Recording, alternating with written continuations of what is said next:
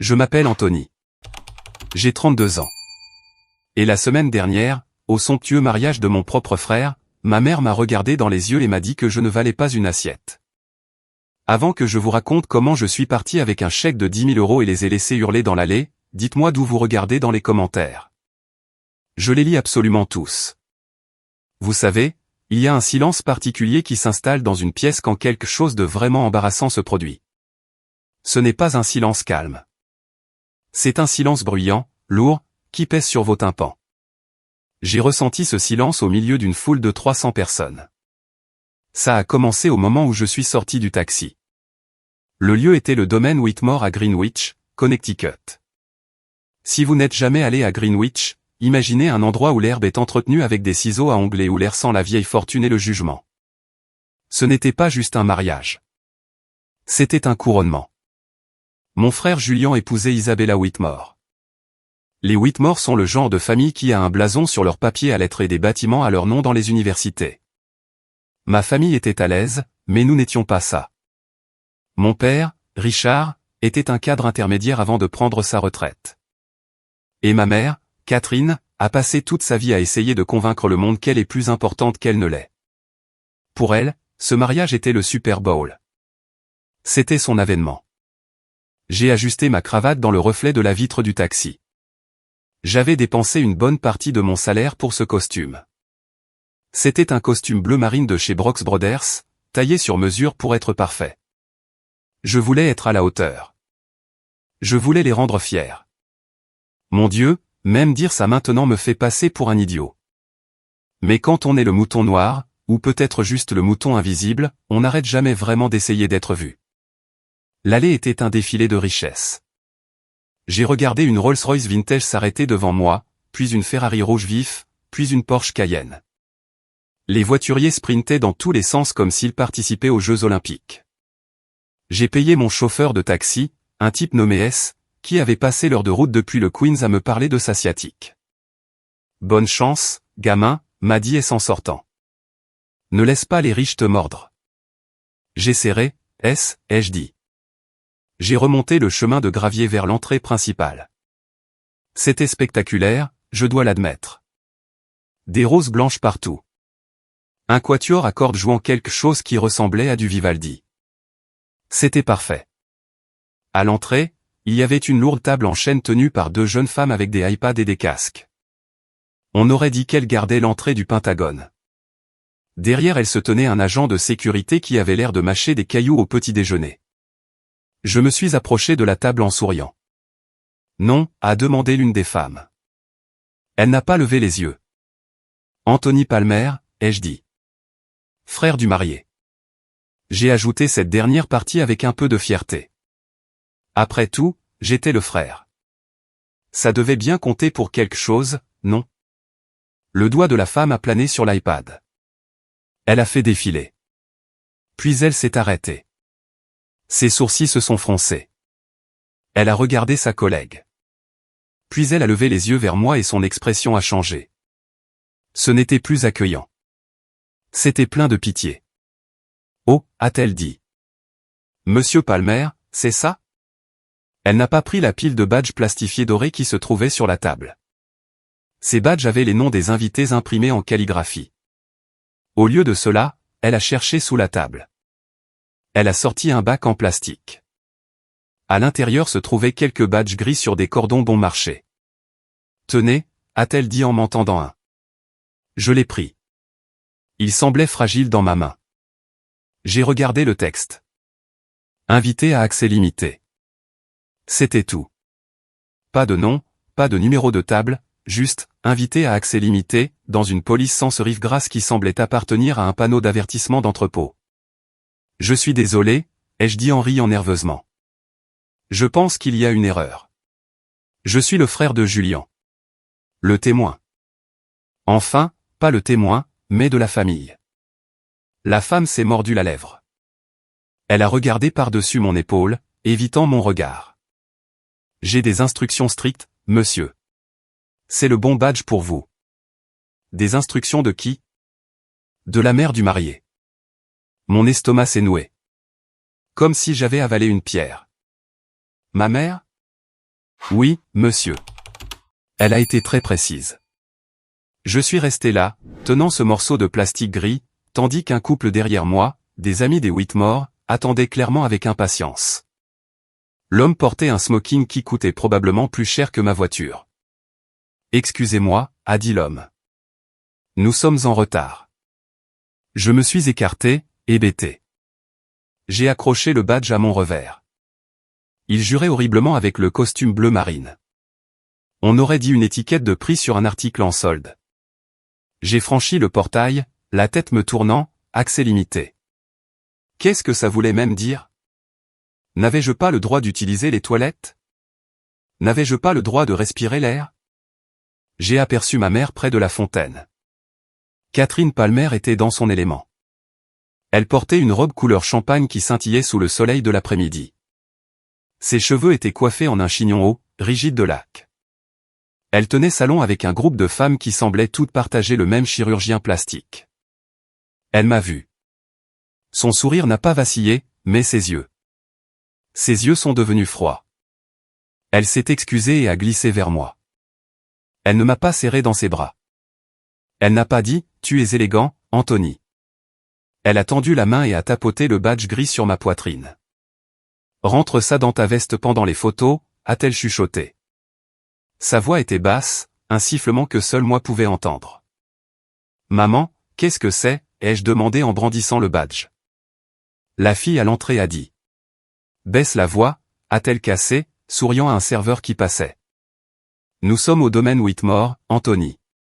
Ne me fais pas honte. » Te faire honte? Je porte un badge qui dit accès limité au mariage de mon propre frère. Qu'est-ce qui se passe? Elle a soupiré.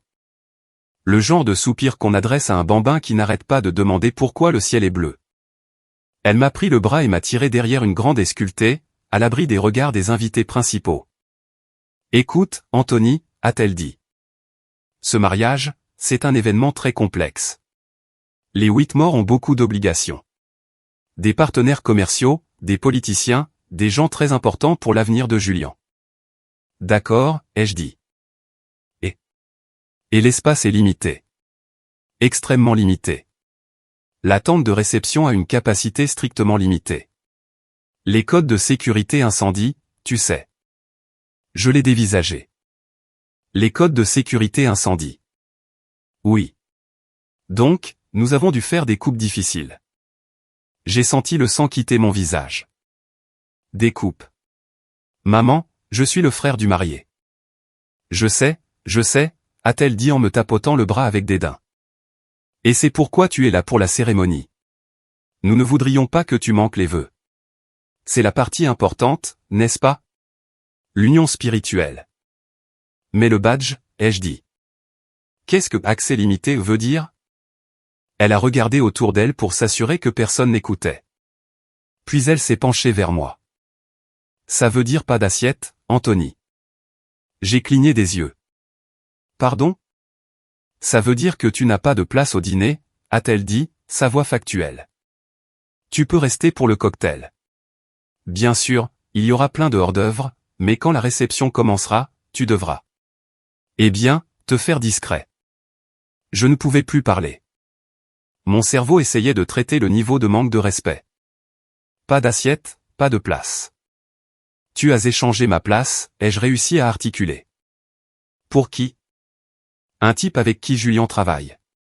Monsieur Sterling est le PDG de la firme de Julian, a-t-elle sifflé. C'est crucial pour la carrière de Julian qu'il soit là. Et sa femme, et leur fille. On ne pouvait pas les mettre n'importe où. Alors, tu m'as viré. Tu dramatises, a-t-elle dit, vérifiant son reflet dans son poudrier. Ce n'est pas personnel, Anthony. C'est de la logistique. De plus, tu n'apprécierais pas le dîner de toute façon. C'est tout du service à la française et des discours ennuyeux. Tu serais mal à l'aise. Elle a refermé le miroir et m'a regardé. Regarde juste la cérémonie. Mange quelques crevettes au cocktail. Laisse ton cadeau et rentre à la maison. Tu travailles demain, n'est-ce pas? Tu te plains toujours du travail. J'ai senti une main sur ma poitrine. J'ai réalisé que c'était ma propre main, agrippant la poche intérieure de ma veste. Dans cette poche se trouvait une épaisse enveloppe de couleur crème. À l'intérieur de cette enveloppe se trouvait un chèque de banque de 10 000 euros. 10 000 euros. Laisse le cadeau, ai-je répété lentement. Oui, a-t-elle dit. La table des cadeaux est juste à l'entrée de la tente. Assure-toi de le mettre dans la boîte avant de partir. Et Anthony, s'il te plaît, essaie d'avoir l'air heureux. Les gens regardent. Elle a affiché un sourire éblouissant et faux à quelqu'un par-dessus mon épaule, m'a tapoté la joue une petite tape sèche et piquante et s'est éloignée. Je suis resté là, derrière la haie. J'entendais le quatuor à cordes jouer. J'entendais les rires des invités. Je sentais le parfum cher et les fleurs fraîches. Et j'ai senti quelque chose se briser en moi. Ce n'était pas une rupture bruyante. C'était silencieux. C'était le son d'un câble qui cède sous une trop grande tension. Pendant 32 ans, j'avais été le bon fils. Le fils tranquille. Celui qui comprenait.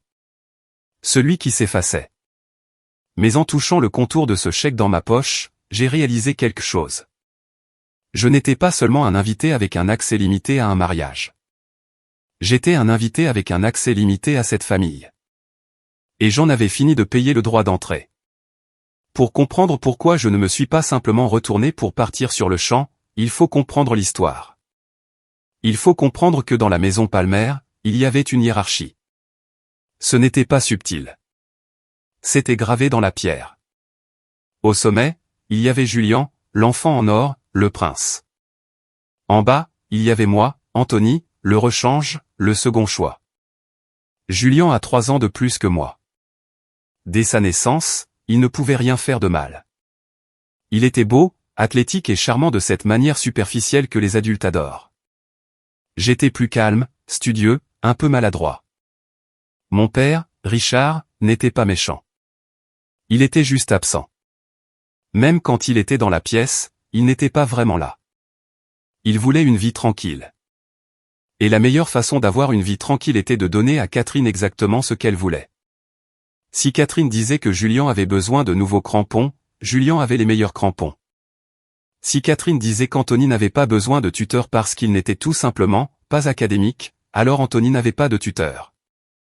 Il est difficile d'expliquer ce que c'est que de grandir comme le bouc émissaire d'un enfant en or. Ce ne sont pas toujours de grands moments dramatiques. C'est la mort par 1000 coupures. C'est le fait que les dessins de Julian étaient encadrés et accrochés dans le couloir tandis que les miens étaient classés à la poubelle. C'est le fait que lorsque Julian obtenait un C en maths, c'était la faute du professeur. Quand j'obtenais un B, je ne faisais pas assez d'efforts. Mais si je devais identifier le moment où j'ai réalisé que je ne comptais pas pour eux, ce serait en 2016, lors de ma remise de diplôme universitaire. J'avais travaillé comme un forcené. Je suis allé dans une université d'État parce que mes parents disaient qu'il n'y avait pas assez d'argent dans le fonds d'études pour 2 frais de scolarité privés. Julian, bien sûr, était allé dans une université privée d'arts libéraux qui coûtait 60 000 euros par an. Au moment de mon diplôme, le fonds était à sec. Ce n'était pas grave. J'ai contracté des prêts. J'ai travaillé de nuit dans un entrepôt. J'ai étudié pendant que mes collègues prenaient des pauses cigarettes. J'ai obtenu mon diplôme magna cum laude avec une licence en comptabilité. J'étais fier. J'allais enfin avoir un salaire, une carrière, une vie. La cérémonie avait lieu un samedi de mai. J'avais envoyé les dates à mes parents 4 mois à l'avance. Je le leur rappelais chaque semaine. 2 jours avant la remise des diplômes, j'ai appelé à la maison. Alors, à quelle heure vous partez, ai-je demandé. J'ai fait une réservation pour dîner dans ce steakhouse que papa aime. Il y a eu une pause au bout du fil. Une longue et lourde pause. Oh, Anthony, a dit ma mère. Sa voix avait ce ton faussement léger qu'elle utilisait quand elle mentait. Ton père ne te l'a pas dit? Me dire quoi? Nous ne pouvons pas venir, chérie. Je me suis assis sur mon matelas une place dans ma chambre de dortoir. Quoi? C'est Julian, a-t-elle dit. Il vient d'obtenir cette promotion à la société de courtage, le poste d'analyste junior. Nous lui avons promis un voyage de célébration au vignoble. Nous avons déjà réservé le ferry. Mais maman, ai-je dit, la voix tremblante. C'est ma remise de diplôme universitaire. J'obtiens mon diplôme avec mention. Je sais, Et nous sommes très fiers, a-t-elle dit, vérifiant clairement sa montre. Mais une remise de diplôme, c'est juste une cérémonie. C'est ennuyeux, vraiment. Tu restes assis au soleil pendant 4 heures à écouter des discours. La promotion de Julian est une étape importante. C'est son avenir. Tu comprends, n'est-ce pas? Tu as toujours été le compréhensif. Le compréhensif. C'était leur mot de code pour le paillasson. Ouais, ai-je murmuré. Je comprends. C'est mon bon garçon. On t'enverra une carte. Ils n'ont pas envoyé de carte. Le jour de ma remise de diplôme, j'étais assis dans une mer de toge noire. J'ai regardé les autres étudiants saluer leur famille dans les gradins. J'ai vu des pères pleurer, des mères brandir des pancartes. J'ai regardé la place vide où mes parents auraient dû être. J'ai traversé cette scène, serré la main du doyen et pris mon diplôme. Personne n'a applaudi. Personne n'a crié mon nom. Enfin, ce n'est pas tout à fait vrai. Une personne l'a fait. Tante Sarah. Sarah est la sœur cadette de ma mère. Mais elles sont aux antipodes l'une de l'autre. Là où Catherine est vanité et glace, Sarah est chaleur et terre. C'est une architecte paysagiste qui conduit une Subaru déglinguée et ne se teint pas les cheveux gris. Elle se tenait dans la dernière rangée, agitant frénétiquement la main. Après la cérémonie, je l'ai trouvée sur le parking. Elle m'a serré si fort dans ses bras que mes côtes ont craqué. Je suis désolé, Ant, a-t-elle dit. Elle était la seule à m'appeler Ant. Ce sont des imbéciles. De parfaits imbéciles. C'est pas grave, ai-je menti. Ce n'est pas grave, a-t-elle dit avec ferveur. Mais tu as fait ça. Toi, pas eux. Souviens-toi de ça. Elle a fouillé dans son sac à main et en a sorti une petite boîte emballée. Je sais que ce n'est pas grand-chose, a-t-elle dit. Les affaires ont été calmes ce trimestre. Je l'ai ouverte. C'était un stylo plume. Pas un Mont Blanc ou quelque chose de fou, mais un beau stylo solide et lourd. Gravé sur le côté se trouvaient mes initiales. AP, pour signer tous ces gros contrats que tu vas obtenir. Elle a souri. J'ai toujours ce stylo. En fait, j'ai utilisé ce même stylo pour signer le chèque de banque pour le cadeau de mariage de Julian. Pourquoi est-ce que j'essayais encore? Pourquoi, après la remise des diplômes, après les anniversaires manqués, après les comparaisons constantes, je courais encore après leur approbation? Parce que l'espoir est une chose dangereuse, surtout l'espoir d'un enfant qui veut juste que ses parents le regardent. Je pensais que si je devenais assez brillant, ils le remarqueraient. Alors, j'ai travaillé. J'ai trouvé un emploi dans une entreprise de taille moyenne. J'ai travaillé 60 heures par semaine. J'ai obtenu ma licence d'expert comptable. J'ai commencé à gravir les échelons. Pendant ce temps, Julian progressait malgré ses échecs. Il s'est fait virer de la société de courtage pour conflit de personnalité, ce qui signifiait qu'il était arrogant et paresseux. Il a enchaîné quelques emplois de vendeur. Mais dans le récit de mes parents, Julian était toujours en train d'explorer des opportunités, ou de consulter. Quand il a finalement décroché un emploi dans une banque d'investissement, grâce à une relation de mon père, ma mère a agi comme s'il avait fondé la banque lui-même. Julian est un visionnaire, disait-elle lors des dîners. Anthony est. Eh bien, Anthony est comptable, très stable, très sûr. Sûr, ennuyeux, invisible. Puis sont venues les fiançailles. Julian a rencontré Isabella lors d'un gala de charité. En 6 mois, il y avait une bague à son doigt de la taille d'une patinoire. Ma mère est passée à la vitesse supérieure. C'était ça, la connexion Whitmore. C'était son ticket d'entrée dans les cercles de la haute société dont elle avait toujours été exclue. Nous devons faire bonne impression, nous a-t-elle dit lors du dîner du dimanche. Les Whitmore sont de la vieille fortune, du vrai argent. Nous ne pouvons pas avoir l'air de banlieusards. Elle a regardé avec insistance ma Honda Civic garée dans l'allée. Anthony, a-t-elle dit, tu auras besoin d'un nouveau costume pour la fête de fiançailles. Et d'une nouvelle coupe de cheveux. Va chez le coiffeur de Julian. Je paierai. J'ai un coiffeur, ai-je dit. Et mes cheveux vont bien. Ils sont médiocres, a-t-elle dit en sirotant son vin. Nous avons besoin d'excellence. Ce soir-là, alors que j'aidais à débarrasser la table, parce que Julian n'allait certainement pas le faire, j'ai surpris une conversation de mes parents dans le salon. Le père d'Isabella a posé des questions sur les garçons aujourd'hui, a dit mon père. Oh. La voix de ma mère s'est animée. Que as-tu dit? Je lui ai parlé du portefeuille de Julien. Il a été impressionné. Puis il a demandé pour l'autre. Anthony. Mon Dieu. Ma mère. Que lui as-tu dit? J'ai juste dit qu'il faisait des déclarations de revenus. Je suis resté vague. Je ne voulais pas ennuyer Arthur. C'est un titan de l'industrie, Catherine. Il ne veut pas entendre parler de codes fiscaux. Bien, a-t-elle dit. Gardons Anthony en arrière-plan pendant les événements du mariage. Il est juste. Il n'a pas l'étincelle, Richard. Ce n'est pas le genre de personne des Whitmore. Je suis resté dans la cuisine, tenant un plat de lasagne sale. Pas le genre de personne des Whitmore. C'est à ce moment-là que l'idée s'est formée. J'allais leur prouver qu'ils avaient tort. Je n'allais pas le faire avec des mots. Je n'allais pas le faire en argumentant. J'allais le faire avec de l'argent. C'est triste, n'est-ce pas, que je pensais que la seule façon d'acheter l'amour de mes parents était littéralement de l'acheter. Mais c'est là où j'en étais. J'ai décidé que j'offrirais à Julien et Isabella le cadeau de mariage le plus généreux que je pouvais me permettre. Un cadeau qui ferait tomber la mâchoire de mes parents. Un cadeau qui les forcerait à dire « Waouh, Anthony a réussi. Anthony est généreux. Anthony a sa place. » J'ai fixé le chiffre, 10 000 €. Pour un gars vivant dans le Queens, remboursant des prêts étudiants et essayant d'économiser pour une maison, 10 000 € était une montagne, mais j'allais la gravir. Les fiançailles ont eu lieu il y a 3 ans. Cela signifiait que j'avais 3 ans pour économiser. J'ai appelé ça Opération Reconnaissance. J'ai fait le calcul. Pour économiser 10 000 € en 3 ans, en plus de mon loyer, de mes prêts et de mes frais de subsistance, je devais presser chaque centime jusqu'à ce qu'il crie. J'ai arrêté de sortir. Mes amis m'envoyaient des SMS, « Hey, Ant, on va au match » ou « Happy Hour chez Aurelius ».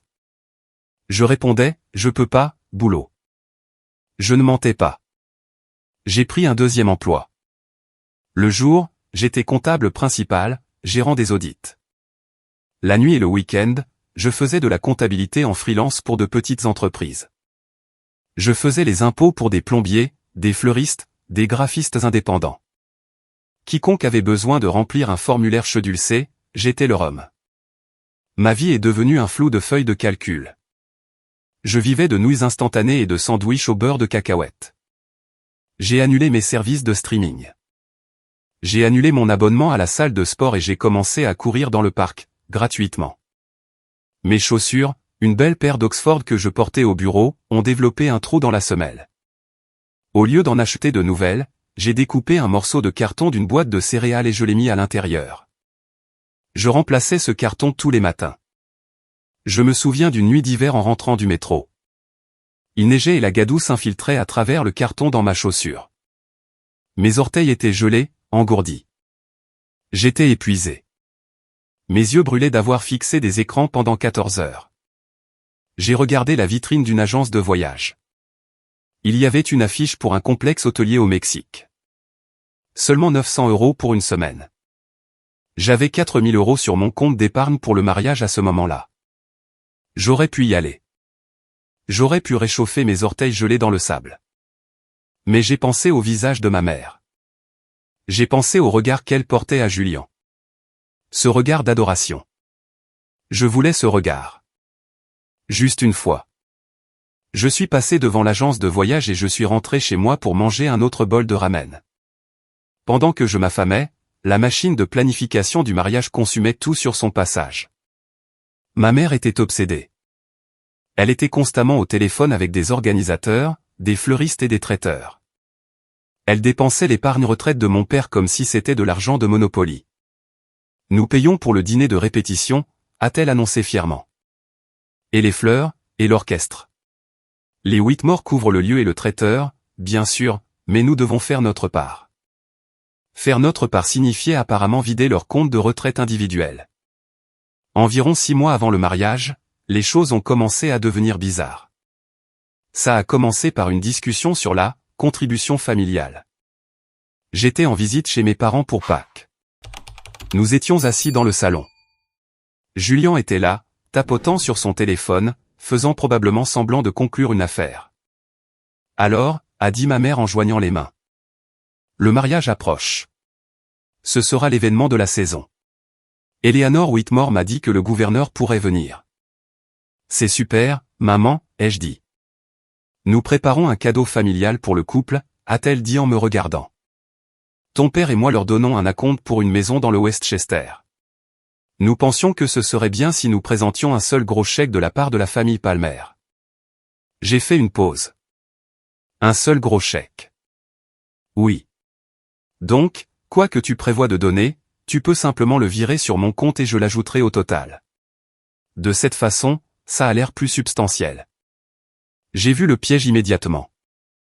Si je lui donnais mon argent, il disparaîtrait dans le cadeau de la famille Palmer. Mon nom n'y serait pas. Ce serait juste, de la part de papa, maman et Anthony. Je préférerais donner mon cadeau séparément, ai-je dit. Ma mère a froncé les sourcils.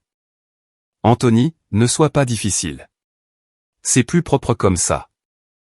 Ce n'est pas une question de propreté, ai-je dit. J'économise depuis longtemps. Je veux le leur donner moi-même. Julien a levé les yeux de son téléphone. On parle de combien, frérot? 500 €? Fais juste un Venmo à maman et évite les tracas. 500 €. Il pensait que c'était le plafond de mes capacités. C'est un peu plus que ça, ai-je dit calmement. Eh bien, a reniflé ma mère. Quoi que ce soit, je suis sûr que c'est un beau geste, mais vraiment, Anthony, les chèques séparés sont si ringards. Ça a l'air décousu.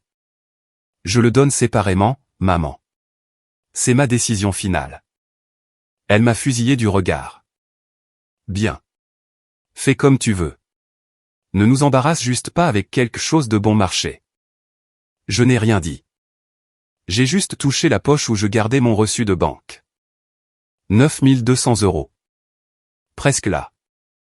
Puis est venue la fête de fiançailles. Elle s'est tenue sur un bar en rooftop à Manhattan. Très chic, très cher. Je suis arrivé à l'heure, portant mon meilleur costume, avant d'acheter celui de Brooks Brothers. Je suis entré et j'ai cherché la table de la famille. J'ai vu mes parents assis avec les Whitmore. Julien et Isabella tenaient salon au centre. Je me suis approché. Salut tout le monde, ai-je dit. Ma mère m'a regardé comme si j'étais un serveur qui avait apporté la mauvaise commande. Oh, Anthony, a-t-elle dit. Tu es là. Oui, je suis là. Il y a une place? Elle a fait un geste vague vers le bar. Les tables sont réservées pour les mariés et la famille immédiate. Je suis de la famille immédiate, ai-je dit. Je suis le frère. Eh bien, nous n'avons plus de chaises aux tables principales, a-t-elle dit, sans me regarder dans les yeux. Pourquoi ne prends-tu pas un verre au bar? La cousine Béatrice est par là quelque part. J'ai regardé la table. Il y avait des sièges vides, mais ils n'étaient pas pour moi. Je suis allé au bar. J'ai commandé un whisky. Sec.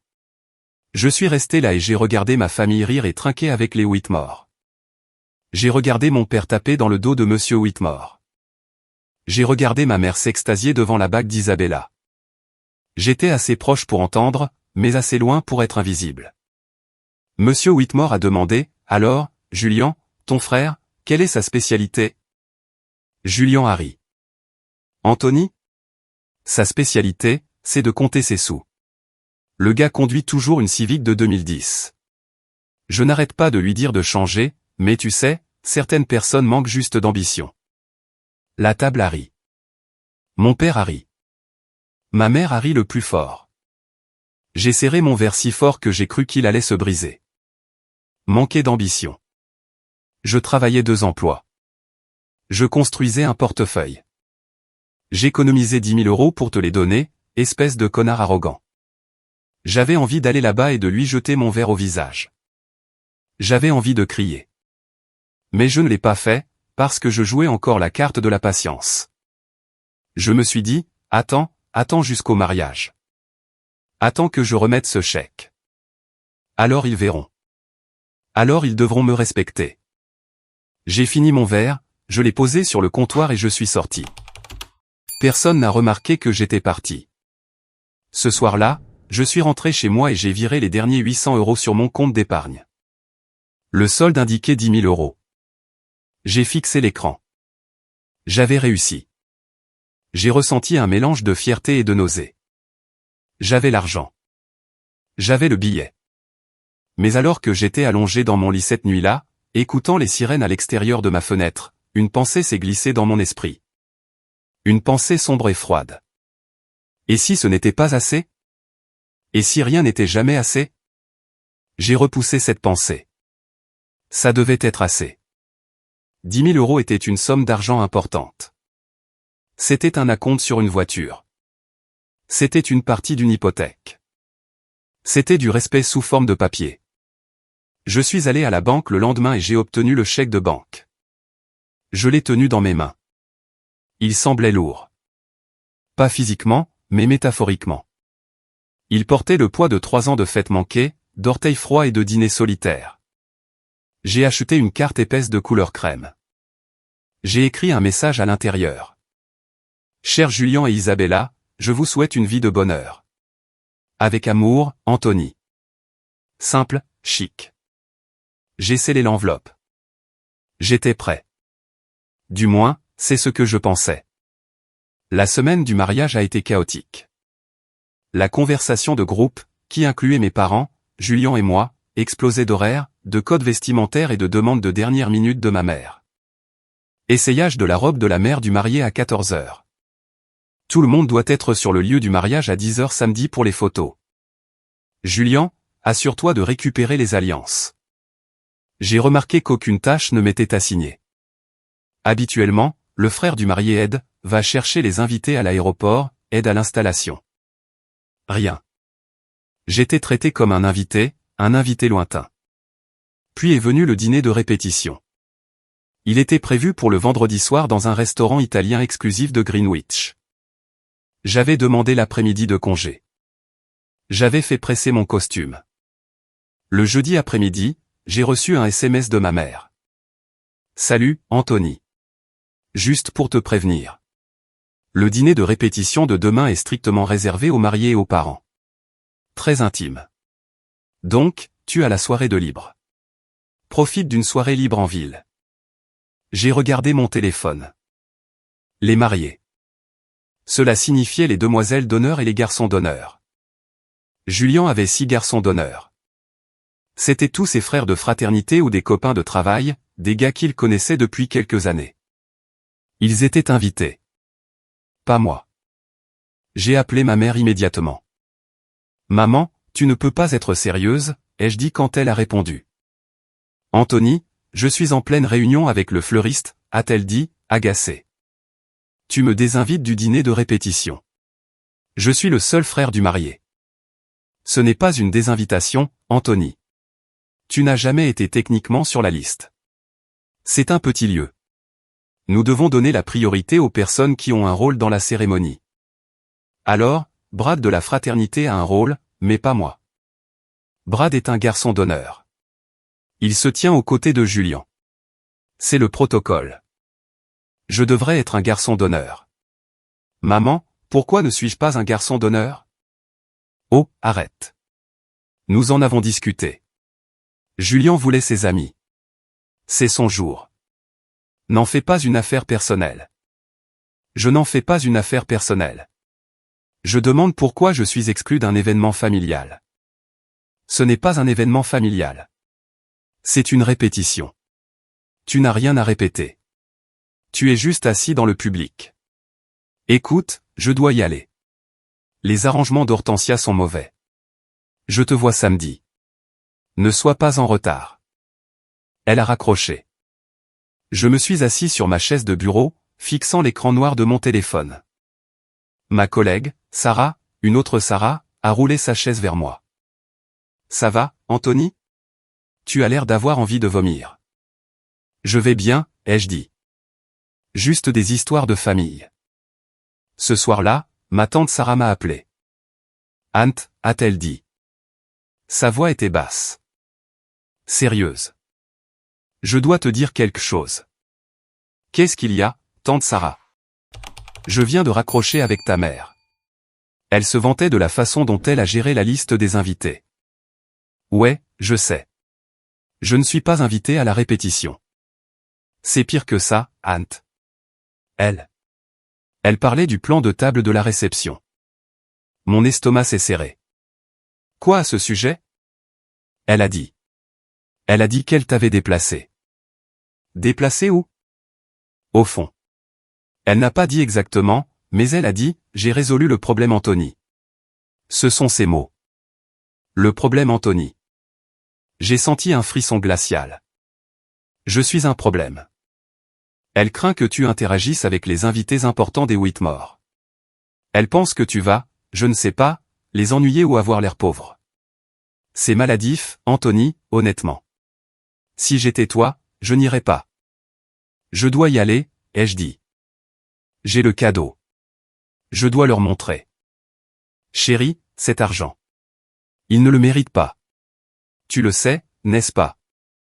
Il ne s'agit pas de ce qu'ils méritent, ai-je dit. Il s'agit de qui je suis.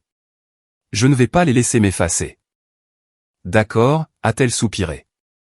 Mais fais attention à toi. Catherine prépare quelque chose. Je n'ai pas beaucoup dormi cette nuit-là. Je me suis tourné et retourné, pensant au « problème Anthony ». À 23h47, mon téléphone a vibré. C'était un SMS de Marcus. Marcus était un vieil ami de l'université. Par pure coïncidence, il travaillait pour l'entreprise d'événementiel qui s'occupait du mariage. Il faisait partie de l'équipe logistique. Message de Marcus, mec, il faut que tu vois ça. Je ne devrais pas t'envoyer ça. Je pourrais me faire virer. Mais c'est dégueulasse. En pièce jointe, une photo. C'était une photo du plan de table principal, celui que les organisateurs utilisent. Il montrait la disposition de la tente de réception. Des tables rondes avec des noms imprimés dessus. J'ai zoomé. Table 1, la table d'honneur, marié, parents. Table 2, VIP Whitmore. Table 3, parents Palmer. J'ai parcouru la table 3. Tante Sarah était là. Mes cousins étaient là. Mon nom n'y était pas. J'ai parcouru tout le plan. Table 10, table 20, table 30. Mon nom n'était sur aucune table. Puis je l'ai vu. Dans la marge du plan, à l'encre rouge, se trouvait une note manuscrite. J'ai reconnu l'écriture instantanément. C'était l'écriture saccadée et pointue de ma mère. La note disait « Anthony Palmer, badge accès limité. Pas de repas. Personnel, ne pas placer. » J'ai fixé l'image. Les pixels semblaient me brûler la rétine. Pas de repas. Ne pas placer. Ce n'était pas une erreur. Ce n'était pas un oubli. Ce n'était pas un problème de code de sécurité incendie. C'était un ordre direct. Ma mère avait pris un stylo et m'avait manuellement rayé de l'existence. Elle avait décidé que nourrir son propre fils était un gaspillage de ressources. Je suis resté assis là, dans le noir. La colère n'est pas venue tout de suite. Ce qui est venu en premier, c'est un étrange sentiment de clarté. Pendant des années, je m'étais battu contre un brouillard. Je m'étais demandé si j'étais fou. Peut-être que je suis juste sensible. Peut-être que je me plains juste. Mais ça. C'était une preuve. C'était la preuve. Ils ne m'aimaient pas. Ils ne m'appréciaient même pas. Pour eux, j'étais un accessoire, une nuisance, un problème à gérer avec un badge gris et un estomac vide. J'ai sauvegardé l'image. Je me la suis envoyée par email. Puis je suis allé à mon imprimante. J'ai imprimé la photo. J'ai imprimé les SMS où ma mère demandait l'argent à l'avance. J'ai mis les papiers dans ma mallette. Puis j'ai pris l'enveloppe de couleur crème avec le chèque de 10 000 €. Une personne normale aurait déchiré le chèque. Une personne normale serait restée à la maison. Mais je ne me sentais pas normal. Je me sentais quelque chose de dangereux. J'allais aller à ce mariage. J'allais porter ce badge gris. J'allais les laisser m'humilier une dernière fois. Et puis, quand le moment serait venu, j'allais réduire leur petit monde parfait en cendres. Ce qui nous ramène à la haie. Après que ma mère se soit éloignée, me laissant avec la bombe du « pas d'assiette », je suis resté là 1 minute pour me ressaisir. J'ai vérifié ma poche. Le chèque était là. Les papiers pliés avec la photo de Marcus étaient là. Je me suis dirigé vers la zone de la cérémonie. Elle était installée sur la grande pelouse. Des rangées de chaises en bois blanc avec des coussins en velours faisaient face à une immense arche florale. Un placeur, un jeune homme qui avait l'air terrifié, a regardé mon badge gris. Monsieur, les invités à accès limité sont là-bas. Il a pointé la toute dernière rangée.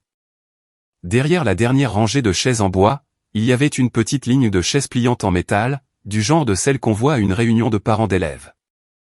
Bien sûr, ai-je dit. Je suis passé devant ma famille. J'ai vu mon père assis au premier rang, l'air digne dans son smoking. J'ai vu tante Sarah au deuxième rang.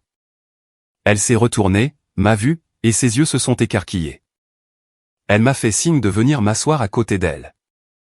J'ai secoué la tête et j'ai montré mon badge. Elle a semblé confuse. Je me suis assis sur la chaise en métal. Elle était froide. J'étais la seule personne là derrière. Quelques membres du personnel se tenaient à proximité en chuchotant. La cérémonie a commencé. La musique a enflé. Isabella a remonté l'allée. Elle était magnifique. Je lui accorde ça. Julien ressemblait à un mannequin d'une publicité GQ. Ils ont échangé leurs vœux. Ma mère s'est tamponnée les yeux avec un mouchoir en dentelle, jouant parfaitement le rôle de la mère éplorée et joyeuse. À la fin de la cérémonie, les invités ont applaudi. Julien et Isabella se sont embrassés.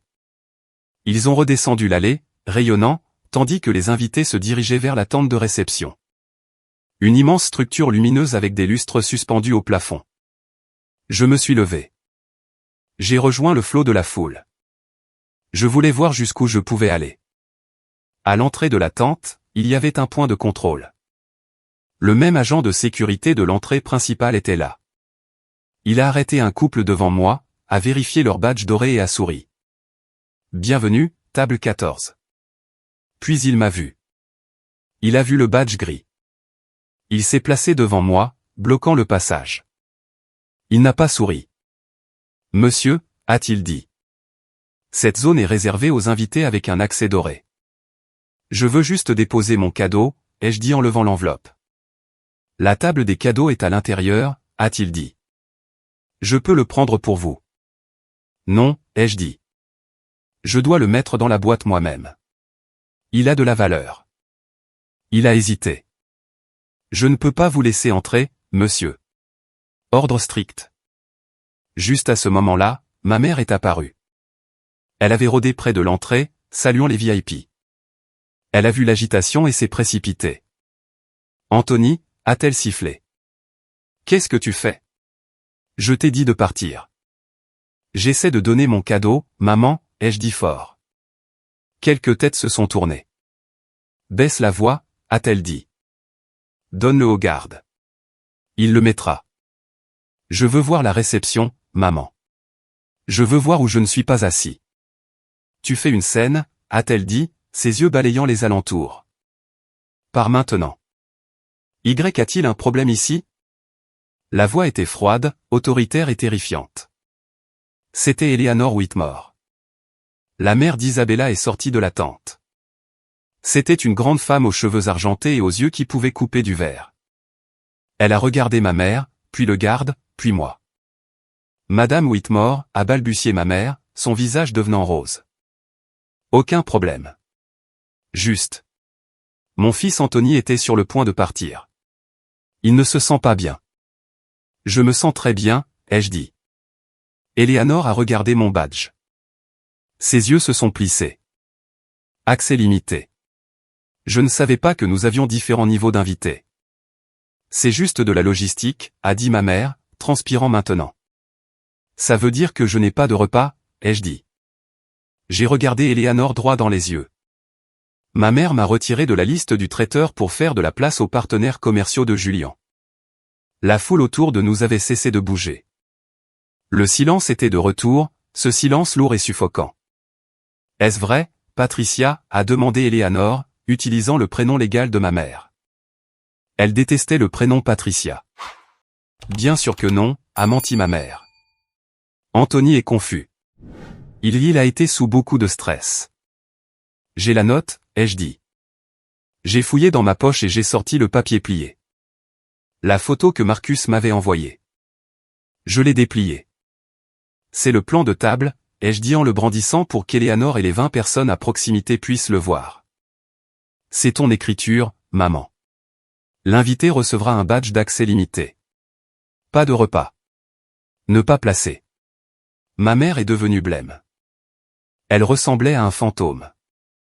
Julien et Isabella étaient revenus voir ce qui retardait les choses. Qu'est-ce qui se passe, bordel, a exigé Julien. Anthony, pourquoi tu gâches mon mariage? Je ne gâche rien, ai-je dit. Je clarifie juste la logistique. Je me suis tourné vers Julien. Je suis venu ici aujourd'hui pour te donner ça. J'ai brandi l'enveloppe crème. J'ai passé 3 ans à économiser pour ça, Julien. 3 ans à travailler 2 emplois. 3 ans à manger des ramen.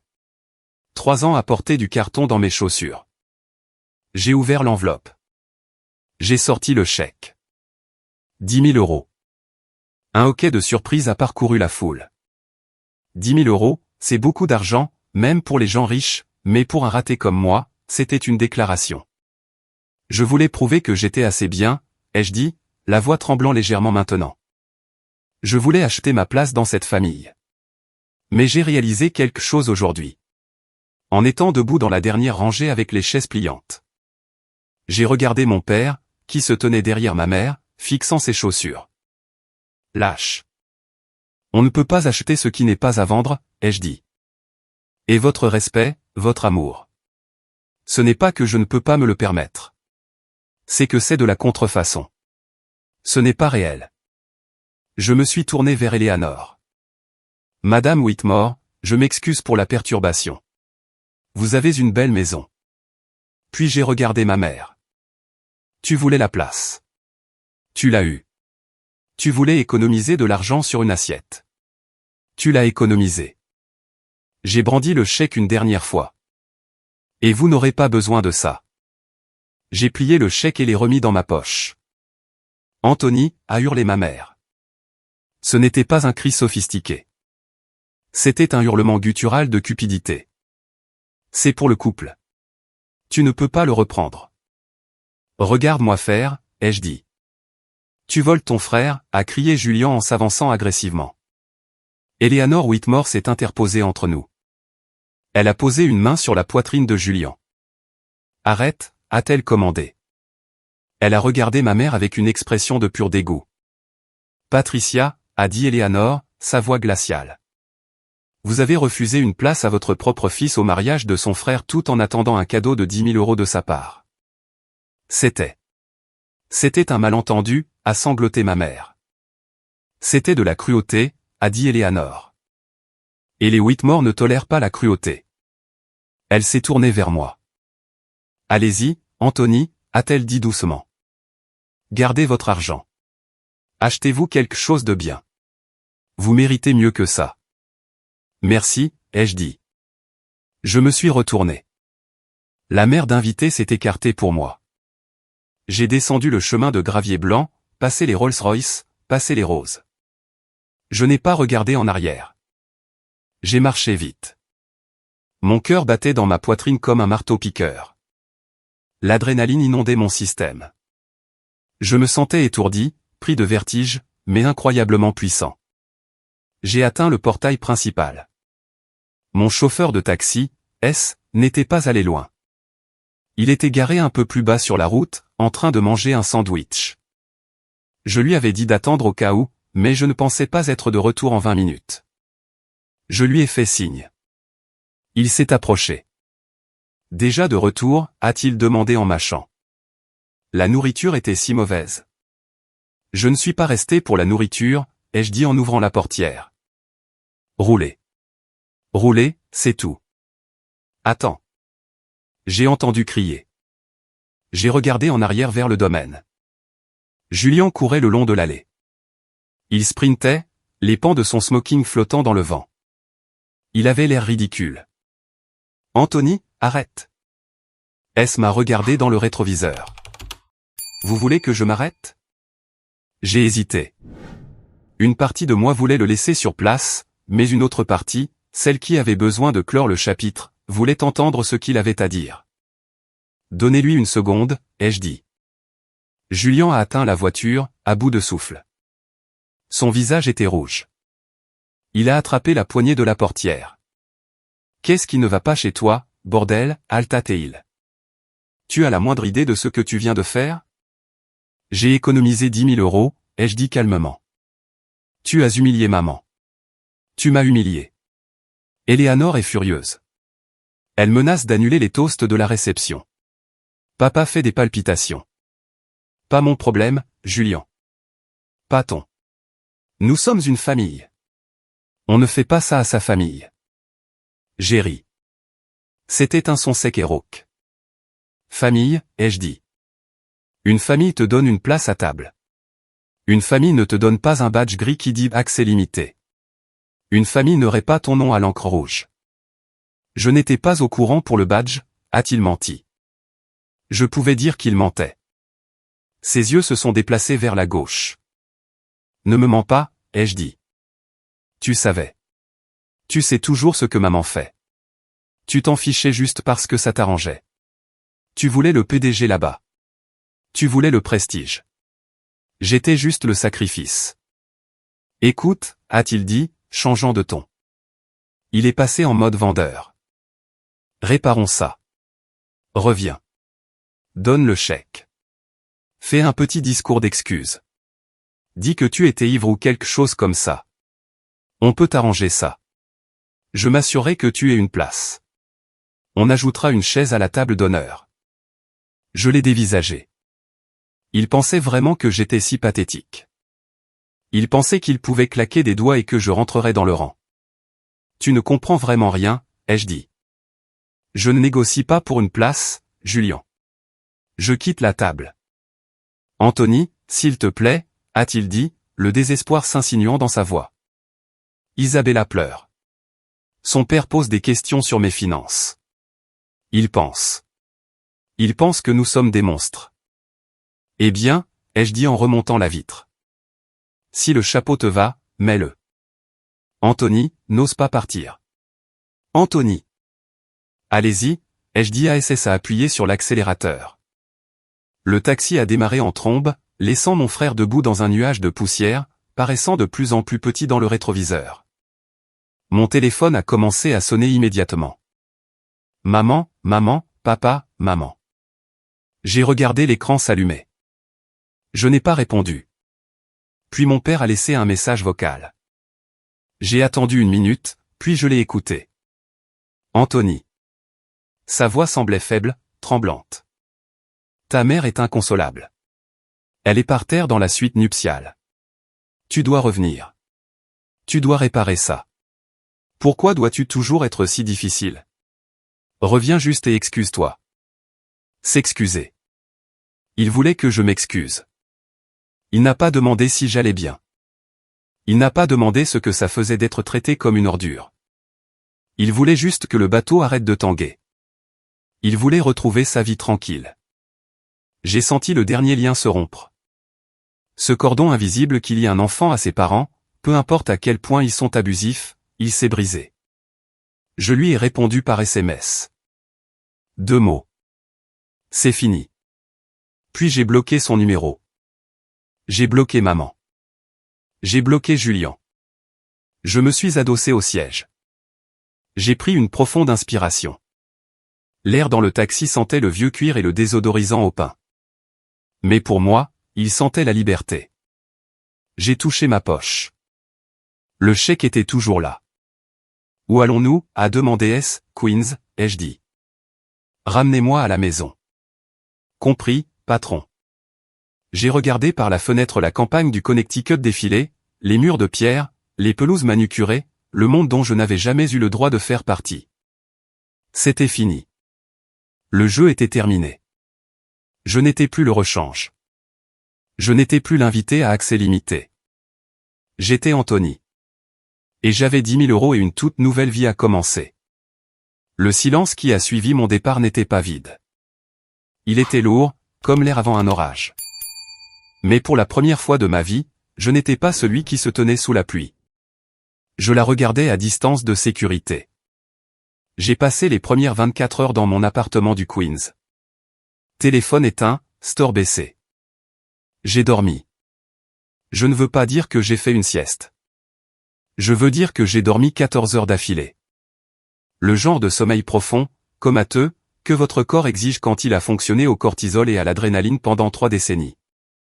Quand je me suis réveillé le dimanche matin, le soleil frappait la peinture écaillée de mon plafond et j'ai ressenti quelque chose d'étrange. Je n'avais pas peur. Je n'étais pas anxieux. J'étais léger. J'ai allumé mon téléphone. Les notifications ont déferlé comme un raz-de-marée. 47 appels manqués. 82 messages textes.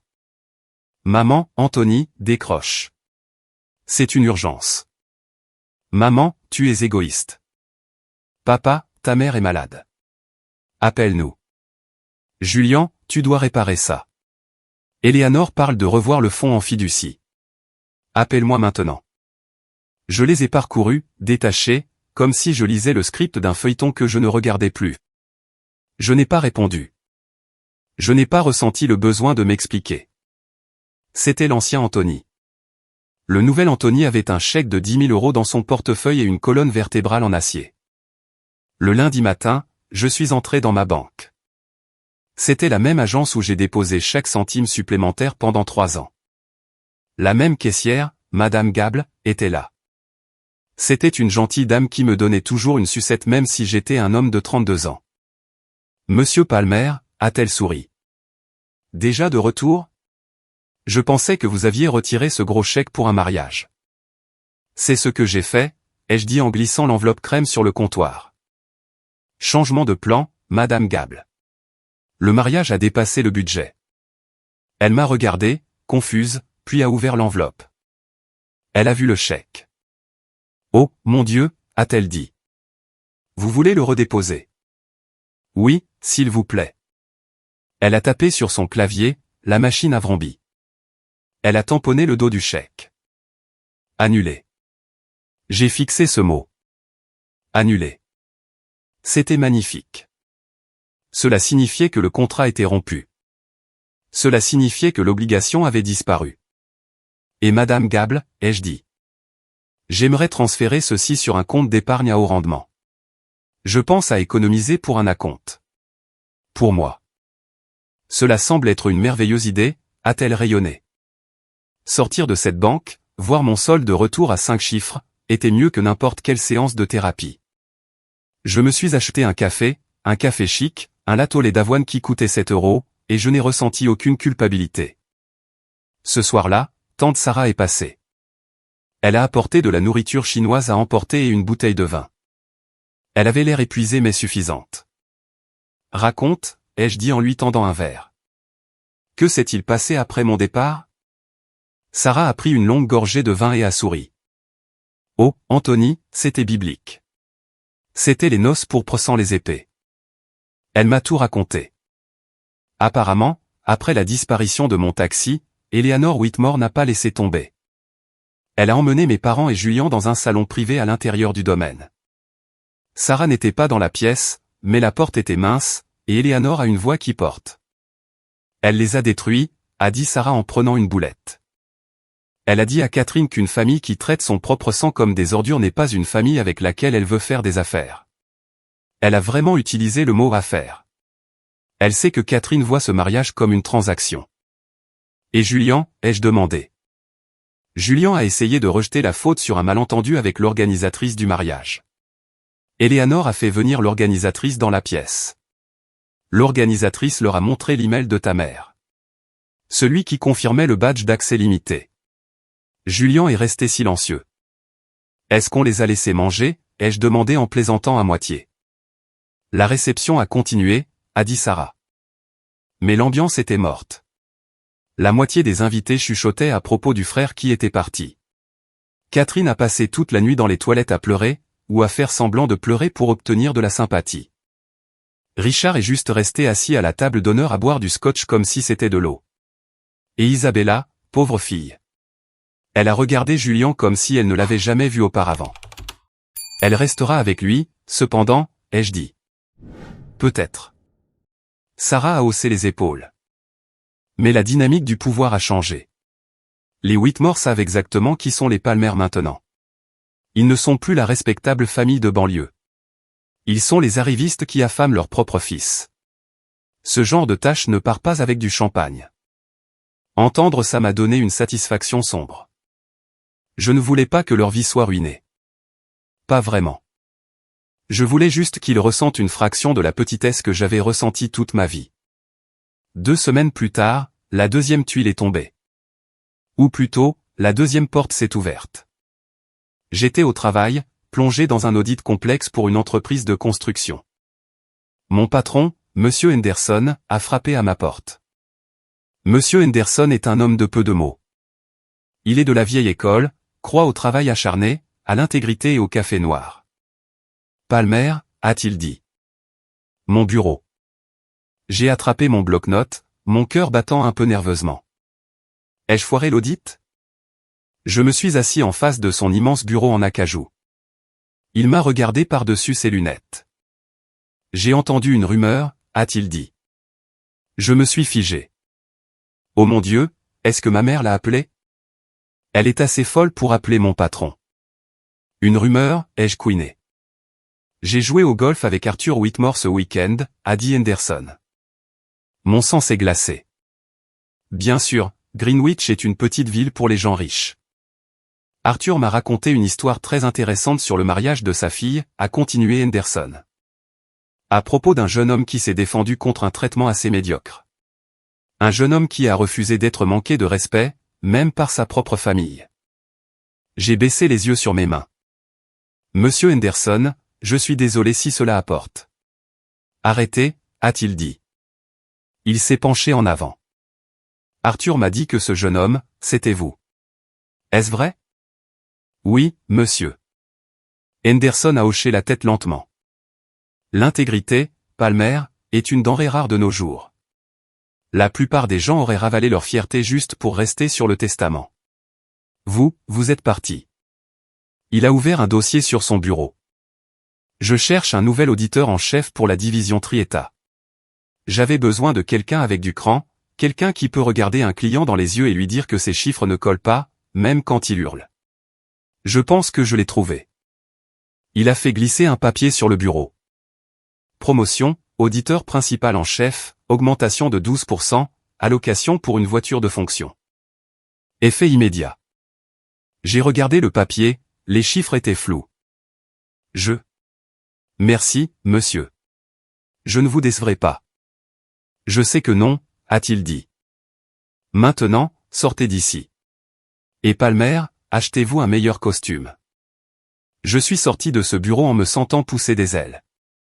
Ma famille avait essayé de me rabaisser, de me réduire jusqu'à ce que je rentre dans leur petite boîte des accès limités. Mais le monde, le vrai monde, me voyait différemment. Avec la promotion et les 10 000 € économisés, j'ai fait mon prochain pas. J'ai déménagé. J'ai trouvé un appartement à Astoria. Ce n'était pas un palais, mais c'était à des années-lumière du studio en sous-sol dans lequel je pourrissais. C'était un 2 pièces au dernier étage d'un immeuble sans ascenseur. Il avait des parquets qui craquaient de manière accueillante et, surtout, il avait une immense baie vitrée qui donnait sur un parc. De la vraie lumière du soleil. J'ai passé un week-end à emménager. Sarah m'a aidé. Nous avons acheté des plantes, des succulentes, parce que j'ai entendu dire qu'elles sont difficiles à tuer, comme moi. Nous avons acheté un tapis qui unifiait la pièce. La première nuit dans mon nouvel appartement, je me suis assis sur mon balcon. J'ai regardé les enfants jouer au football dans le parc en contrebas. J'ai bu une bière. J'ai réalisé que je n'avais pas pensé à Julian ou à ma mère depuis 2 jours. Mais je savais que je devais clore la boucle. Ils envoyaient toujours des SMS, laissaient toujours des messages vocaux qui allaient des excuses larmoyantes aux menaces voilées d'être déshérités. Comme s'il restait quelque chose après le mariage. J'ai ouvert mon ordinateur portable. Je me suis assis à mon nouveau bureau, un bureau en chêne robuste que j'ai acheté avec mon propre argent. J'ai écrit un email. Objet, concernant l'avenir. Ah, maman, papa, Julien. Je vous écris ceci pour nous faire gagner du temps à tous. J'ai reçu vos messages. J'ai entendu les messages vocaux. Je ne suis plus en colère. La colère demande de l'énergie, et je ne suis plus disposé à dépenser mon énergie pour vous. Pendant 32 ans, j'ai essayé de gagner une place à cette table. Je pensais que si j'étais assez bon, assez brillant ou assez généreux, vous me verriez enfin. Je réalise maintenant que le problème n'était pas ma vision. C'était la vôtre. Vous n'avez pas de fils nommé Anthony. Vous avez un accessoire nommé Anthony. Et je démissionne de ce rôle. Je garde l'argent. Je garde ma dignité. Et je garde mes distances. Ne venez pas à mon appartement. N'appelez pas mon travail. Si vous continuez à me harceler, j'impliquerai la police. Ce n'est pas une négociation. C'est une limite. Je vous souhaite le meilleur. J'espère que les photos du mariage sont magnifiques. J'espère qu'elles en valaient la peine. Anthony. J'ai survolé le bouton « Envoyer » avec ma souris. Une partie de moi, le petit garçon qui voulait juste que sa mère le serre dans ses bras, a hésité. Est-ce trop dur? Est-ce définitif? Puis je me suis souvenu du badge gris. Pas de repas. J'ai cliqué sur « Envoyer ». J'ai fermé l'ordinateur portable. J'ai pris une profonde inspiration. L'air dans mon nouvel appartement était frais. Il sentait le terreau et la cire à parquet, et la nourriture taillée à emporter qui attendait sur le comptoir. Il sentait ma vie. 6 semaines plus tard, les feuilles du parc de l'autre côté de la rue viraient alors et au cramoisi. L'automne à New York est quelque chose de spécial. C'est une saison de changement, de dépouillement de l'ancien pour se préparer au nouveau. C'était approprié. Tante Sarah était assise sur mon canapé, sirotant une tasse de thé. Elle était venue tous les dimanches depuis le mariage. Nous avions développé une nouvelle tradition. Les dimanches de la santé mentale. Nous prenions le petit déjeuner, regardions de mauvais films et existions simplement dans un espace où personne ne nous jugeait. Je t'ai apporté quelque chose, a-t-elle dit en fouillant dans son sac. Elle a sorti une photographie encadrée. Je l'ai prise. C'était un tirage brillant de 20x25 cm. C'était de ma remise de diplôme universitaire en 2016. Sur la photo, je portais ma toge, tenais mon diplôme et souriais comme un idiot. Mon bras était autour de tante Sarah. Nous étions les deux seules personnes sur la photo. L'arrière-plan était flou, juste une mer d'inconnus, mais nos sourires étaient nets et clairs. J'ai trouvé ça dans mon grenier, a-t-elle dit doucement. Je l'ai gardé toutes ces années. J'ai toujours détesté ce jour à cause de ce qu'ils t'ont fait. Mais en la regardant maintenant, je vois autre chose. Que vois-tu, ai-je demandé, traçant le verre avec mon pouce. Je vois un survivant, a-t-elle dit. Je vois un jeune homme qui s'est présenté pour lui-même quand personne d'autre ne le ferait. Tu as l'air heureux là, Ant. Malgré tout, tu as l'air heureux. J'ai regardé de plus près. Elle avait raison. Il y avait une résilience dans ce sourire, un défi. Je détestais cette photo, ai-je admis. Elle me rappelait que j'étais seul. Tu n'as jamais été seul, a dit Sarah fermement. Tu cherchais juste l'amour dans le mauvais entrepôt. Tu frappais à une porte qui était murée, chérie, mais j'étais juste là, à l'entrée latérale, avec la clé. J'ai accroché la photo au mur au-dessus de mon bureau, juste à côté du badge gris. Oui, j'ai gardé le badge. Certaines personnes pourraient penser que c'est morbide. Pourquoi garder un symbole de son humiliation? Mais pour moi, ce rectangle de plastique gris n'était pas un symbole de honte. C'était un trophée. C'était le catalyseur. Sans ce badge, sans cet acte spécifique de cruauté mesquine, je serais peut-être encore là-bas. Je serais peut-être encore en train de manger les miettes de leur table, en espérant une bribe d'affection. Je leur aurais peut-être donné l'argent. J'aurais peut-être passé les 10 prochaines années à essayer d'acheter un amour qui n'a jamais été à vendre. Ce badge m'a libéré. Nous sommes restés assis en silence pendant un moment, regardant le vent faire voler les feuilles dehors. As-tu eu de leurs nouvelles, ai-je demandé. Je n'avais pas vérifié mon dossier de numéro bloqué depuis des semaines. Catherine m'a appelé hier, a dit Sarah. Elle joue la victime auprès de quiconque veut bien l'écouter. Elle dit aux gens que tu as une dépression nerveuse, et c'est pourquoi tu les as coupés de ta vie. Elle ne peut pas admettre la vérité, Anthony. Si elle admet qu'elle t'a blessé, elle doit admettre qu'elle a des défauts. Et les narcissiques ne peuvent pas faire ça. Ça les briserait. Et Julian? Julian a des difficultés, a-t-elle dit avec une grimace. Isabella est enceinte. J'ai cligné des yeux. Waouh. Ouais, mais apparemment les Whitmore ont insisté sur un contrat de mariage post-nuptial. En fait, ils verrouillent les actifs. Ils ne lui font pas confiance. Ils pensent que la pomme ne tombe pas loin de l'arbre. Julian est tenu en laisse très courte.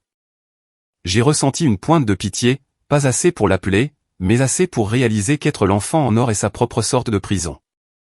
Il était piégé dans un monde d'attente et d'amour conditionnel. S'il glisse, il tombe. J'étais déjà tombé, et j'ai découvert que le sol était assez solide pour se tenir debout. Je suis content d'être sorti de là, ai-je dit. Tu n'es pas seulement sorti, Ant, a dit Sarah en me serrant la main. Tu es libre. J'ai regardé autour de mon appartement. J'ai pensé à mon travail, ma promotion, mon compte en banque, ma tranquillité d'esprit. J'ai réalisé que la famille ne se résume pas à l'ADN que vous partagez. Ça, c'est juste de la biologie. C'est un accident de naissance. La vraie famille, c'est celle qui est présente. La vraie famille, c'est la tante qui t'encourage quand tes parents sont en vacances. La vraie famille, c'est le patron qui reconnaît ton intégrité. La vraie famille, c'est le chauffeur de taxi qui t'attend. La vraie famille te donne un laissez-passer à accès complet, pas un accès limité. Je me suis levé et je suis allé à la fenêtre. Le soleil se couchait, projetant de longues ombres sur la ville. J'ai ressenti un sentiment de calme qui descendait jusqu'à mes os. J'avais perdu un frère, une mère et un père. Mais je m'étais trouvé, et honnêtement, c'était le meilleur échange que j'ai jamais fait. Merci de m'avoir accompagné sur ce chemin. Je sais que ce n'était pas une histoire facile à entendre. Elle n'a pas été facile à vivre, mais je voulais la partager parce que je sais que je ne suis pas le seul à tenir un badge d'accès limité dans ma poche. Si vous lisez ceci et que vous vous reconnaissez dans mon histoire, si vous êtes celui qui donne toujours sans jamais recevoir, celui qui trouve des excuses aux gens qui vous blessent, celui qui attend un jour qui ne vient jamais, s'il vous plaît, écoutez-moi. Vous ne pouvez pas forcer les gens à vous aimer en les aimant. Vous ne pouvez pas acheter le respect.